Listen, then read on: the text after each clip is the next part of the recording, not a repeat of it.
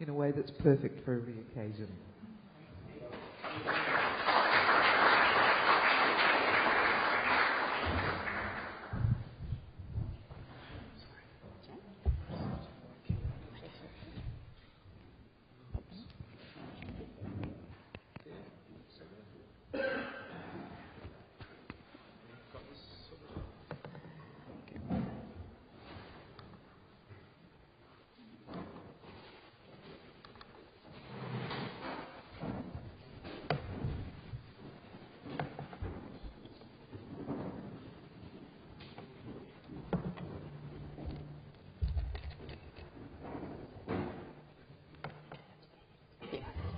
I will speak right into the microphone. Thank you. Thanks for coming, everyone, today. It's also a great turnout on Sunday, as it was yesterday. And I also, like Ian, very much want to thank Marco and all the staff at IASCA, not only for inviting me and a lot of other people here, but giving us the opportunity to have this space event, for it to have happened, and to be able to come together and hear from the artists and the participants some of the things that really happened on the ground and that don't transform into exhibitions, which is an invaluable experience in our understanding of this type of social art practice, which is something that I've been trying to explore in my PhD research and is part of what I'm talking about today.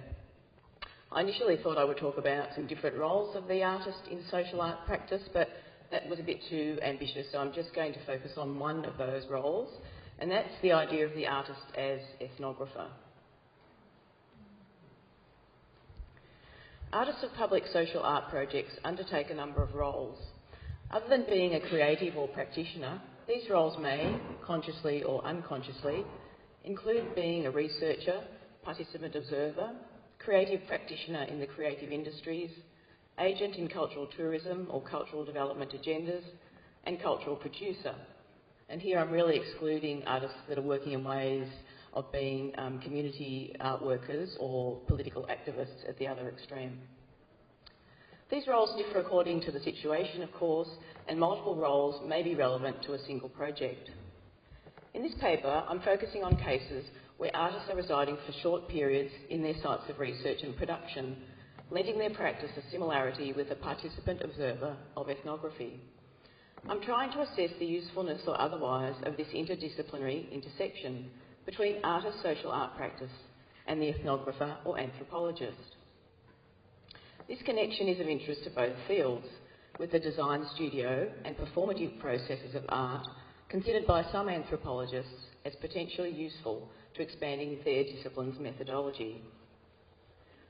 I'll hope to outline how social artists exhibit interest in and employ anthropological processes or tools, or some of them, in their research, although time really prohibits me giving many specific examples. But I think you've heard a lot of relevant examples yesterday in the discussion. I'm suggesting that there may be processes and techniques that could be helpful to creative processes and establish social relations depending on the individual circumstances. And this is a little controversial, I think, because I'm sure a number of artists won't necessarily agree with me here.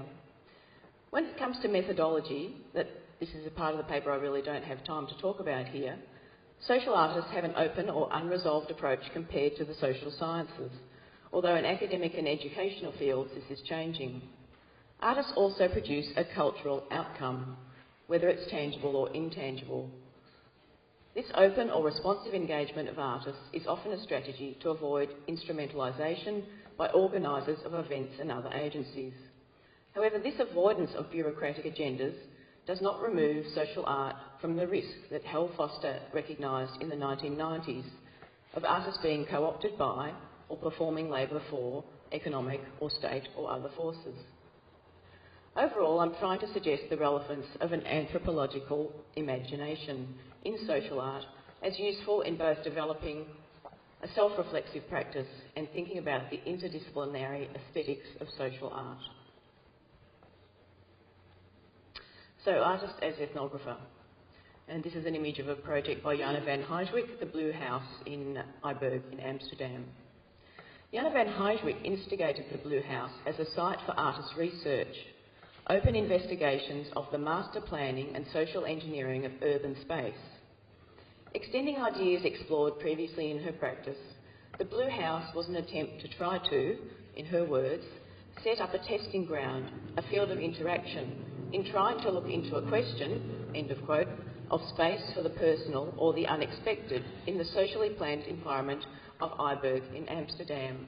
And this is Eiberg. It's a partial view of this area, which is 5 islands, which are totally man-made, and built out of the IJmuiden, right near central Amsterdam. But what you can see here from the sort of white blurry bridge at the top of the image, everything has been man-made and totally designed by the Planning Bureau of Amsterdam and subsequently contracted out to developers to develop. And this is early on in about 2003 or so, when this project first started to be built. Consistently working with social subjects and predominantly in spaces outside the art museum, Jana's projects, and I'm quoting her again, always started with some questions or observations, very small happenings like a dinner, and grew. Later I talked about generating models to investigate, to question or research certain questions in real time and in real life. Now I no longer talk about models, but about questions leading to fields of interaction in which certain questions can be generated, tested, confronted or related. Not all artists think of themselves as researchers. However, in the cases of situated social art practice that I've been researching, and this is an example of one work from Insight in San Diego, Tijuana, and they started in the mid-1990s and their last event was in 2005. And this is a work by Ere, which was at the border between San Diego and Tijuana. The other case, the Echigo Samari Art Triennial in Japan, which Nigel Hellier, who's here, has been involved in, and that's a work by Sue Pedley there, and Jana van Heijwick's 5-year-long Blue House in Amsterdam. Artists and others are directed to, or autonomously instigated, periods of research as part of what I'm calling public social art practice. And just to give you a little idea of the scope, the Echigo Samari Art Triennial, which happens every 3 years, has about 200 artists participating over 600 square kilometres. The Insight event in San Diego, Tijuana might have about 30 artists, and the Blue House had about 50 participants come to that house over 5 years. In this brief paper, I'm discussing the beginnings of an investigation of points of intersection of the artist and the ethnographer or anthropologist as researchers in the public domain to consider the usefulness and risks of an anthropological imagination for artist social art practice and the aesthetics of social art. As social sciences, the fields of ethnography and anthropology, ethnography deriving data from fieldwork to describe the ethos, that's a people or a structure of society, and anthropology comprising a theoretical study of humans, or the idea of a sort of universal humanity, in their social aspect, are both empirical or at least partly quantifiable or provable fields of academic knowledge. Ethnographic knowledge is generally formed through a methodology that conventionally comprises the steps of hypothesis, fieldwork, data collection and reporting. This is obviously very different from the practice of contemporary art, in which art might be defined as creative works employing subjective processes that incorporate creative license, possibly imaginary and fictional content, and have the idea of producing culture. Anthropologists Marcus and Myers describe art as investigating, representing or performing the boundaries of difference. Art and ethnography have become closer as ideas of social relationality are acknowledged as the basis for cultural life, and with ethnographers' interest in greater subjectivity of their practices, promoted from the late 1980s by writers such as James Clifford, who noted that the tools artists and ethnographers use to gather information result in interpretations and not explanations. Situated art research, such as that of Jana van Heijwick, suggests the potential connection between fieldwork processes of ethnography and the research, residency and production of public social art projects, specifically in the area of the participant observer of anthropological fieldwork. Only art practice in academic contexts has the status of formal research.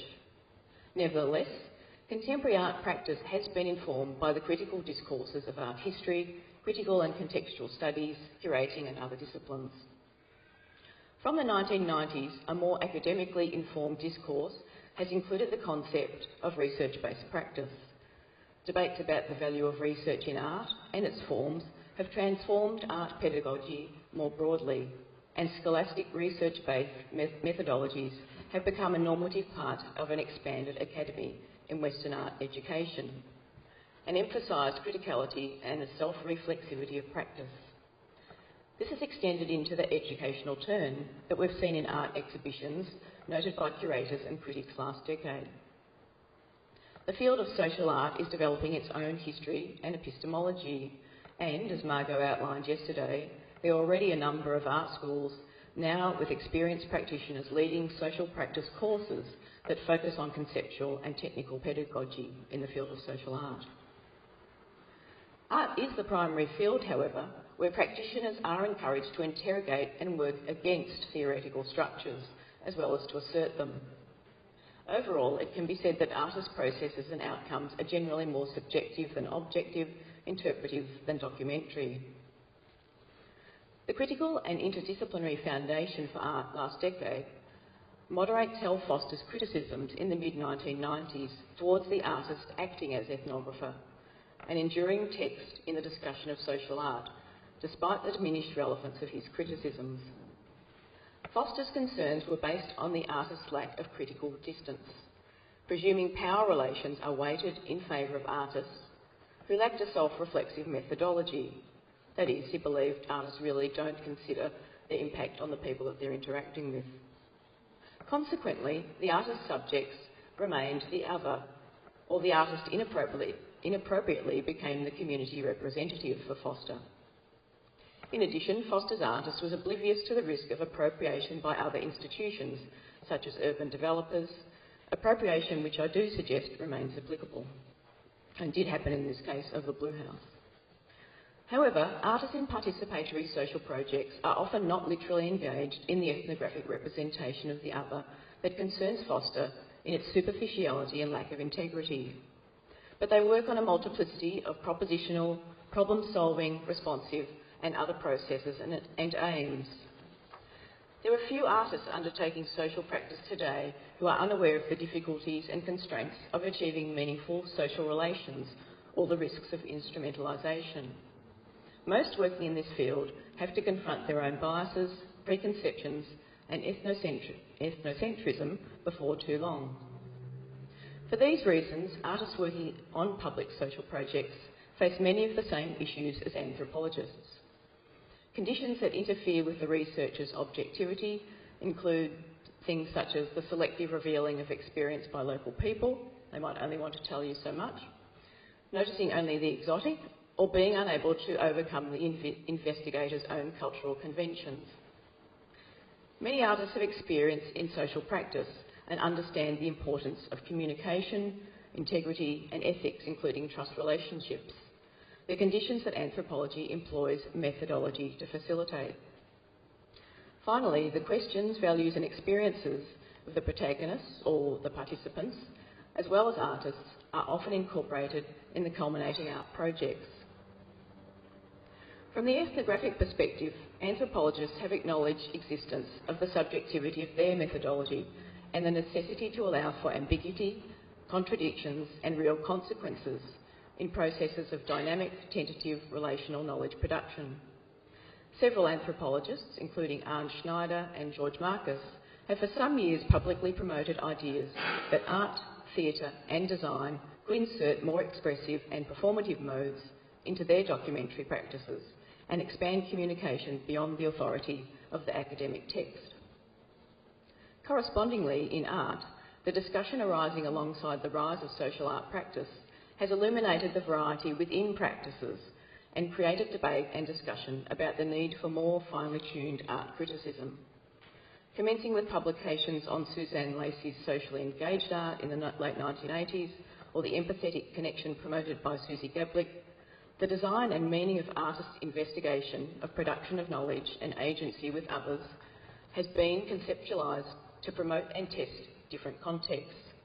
Context Kunst in Europe, the utopian sociality of the relational aesthetics of Nicolas Borio, the site-responsive engagements defined by Mi-Wan Kwan, and the advocacy of durational and dialogic art engaged with community by Grant Kester, who's been mentioned quite a few times yesterday, are just a few of the writers thinking and trying to investigate social art practice over the last decade. Here and now we have opportunities, I think, to develop more locally nuanced and situated discussions about social art practice, thanks to researchers like Marco, David Cross, who was talking yesterday, and also Ian, who was just presenting. Right, now to this connection, which is specifically in fieldwork. Fieldwork has been traditionally understood in anthropology as extended in situ participant observation and engagement of local idioms as a mean to extract objective data using scientific paradigms, allowing the formation of a sense of life that can be compared to others. Reflection in this discipline, leading to shifts away from classical conventions of subjects, preparedness, duration, data requirements and representations, has brought fieldwork a little closer to the subjectivity of art. However, the framework of theory, research design, fieldwork and publication remains fundamental in anthropology. So I'm using the term fieldwork here to describe time spent in a host environment, such as the anthropological researcher would do or the artist might do in a residency, interacting with others and producing art or research. Social art production lacks anthropology's framework. It also prioritises a cultural outcome.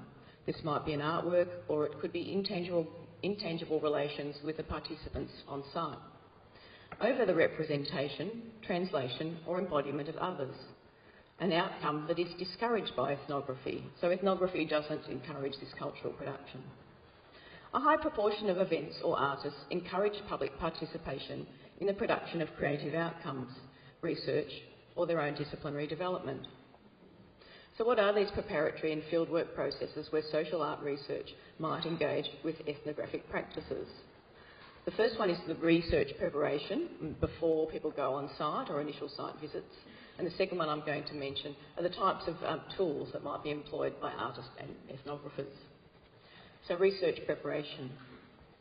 Before travelling to a field site, both ethnographer and artist generally undertake pre-visit research that addresses the reasons for the trip and its cultural context, particularly if it's a cross-cultural situation. This could include knowledge, particular cultural knowledge of that area and, of course, different language acquisition. My research is suggesting that investment in pre-visit preparation cannot be comprehensive for artists, but it does return the outlay of time and energy. The background and preparation of artists is significantly more mixed than that established by the ethnographer's theoretical framework. Some artists might be conversant with social practices or their project site. Others might have no experience of working outside the studio in a field-based situation. By contrast, anthropologists employ methodological design to ready them to be conversant with the cultural beliefs, values and practices of their subjects as a prerequisite for investigation. This preparedness has the function of dismantling any presumption of innocence in order to make transparent the politics of power, exclusions and mistranslations that shape the inquiry, and acknowledges the complexities of the diverse relations between the ethnographer and her subjects. Nevertheless, different levels of experience or preparation for fieldwork are also appreciated by anthropologists as a way to embrace an innocence that their theory moderates. Organisers of social art events, such as one of my cases, Insight, play an instrumental role in and mediate artist production and fieldwork, including artist preparation. Firstly, they're likely to select the artist. Secondly, maybe set a brief for them. Thirdly, organisers may frame artist responses by requiring their proposals or perhaps vetting their ideas of what they're going to do on site. And fourthly, they might direct or assist artist research or processes. These are all highly subjective processes. For instance, organisers can only have a limited idea of how suitable an artist will be for a situated project, from reviewing proposals, researching artists or relying on advice. Some event organisers go some distance to providing artists with preparatory knowledge. One mode that has proven useful in preparing artists is the preliminary site or research visit. This can be instrumental in supporting the selection of sites or subject matter, contacts with people on the ground and other information for artists. After reflection on their past event in 2001, the curator and staff at Insight in San Diego for their 2005 event organised artists into intense group residency visits, and this happened 2 years before the actual outcome or the 2005 event. On these group residency visits, they arranged formal talks, opportunities for casual interactions and guided visits to numerous localities. Initially, artists came as the group. They were required to do presentations on their own practice and in the process of interaction got to know each other personally and professionally. By the third trip, they came individually, maybe overlapping with a few others in a more open itinerary. Both the formal and informal interactions with local professionals from a range of different backgrounds were appreciated by the artists for their perceptions about the border zone and its cultural identities, as well as the history of the Insight event itself. Insight also attended to the issue of translation when artists chose to be in cross-cultural situations, enabling projects to occur through contacts that might otherwise have been inaccessible.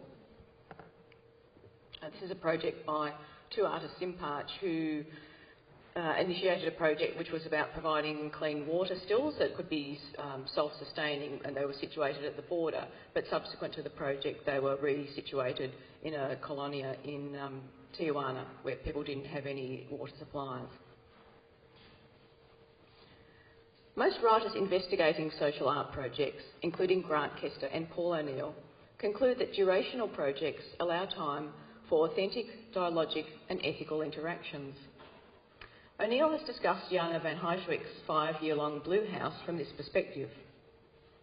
Although members' residencies there varied from 1 to 6 months, embeddedness on Iberg was noted by members as enabling interaction and the creation of trust relationships.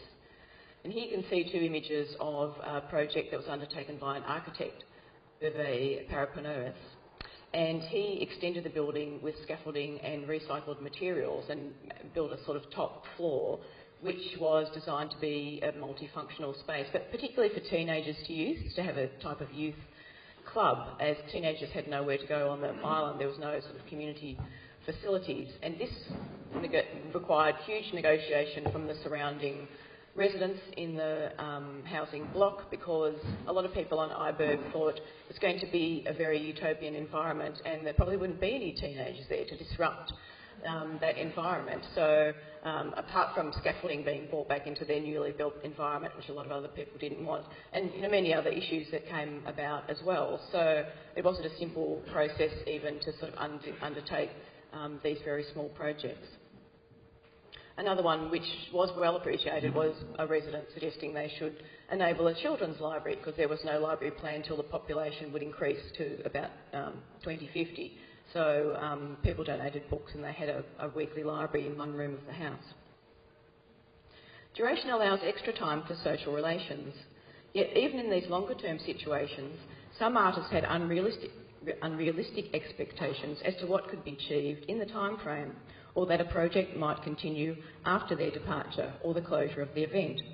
And so, for an example, the garden that was set up by one artist, which was maintained and used by residents, an edible garden, continued, but after the Blue House closed, residents didn't keep cultivating the garden, so that ideal was dissipated.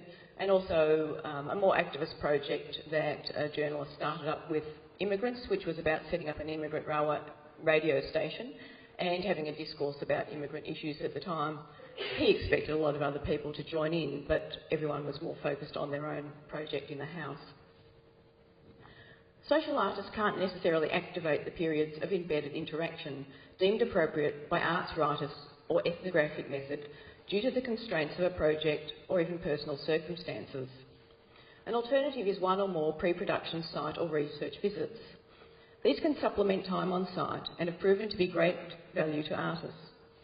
Preliminary visits offer a range of benefits: familiarity with sites, detailed research,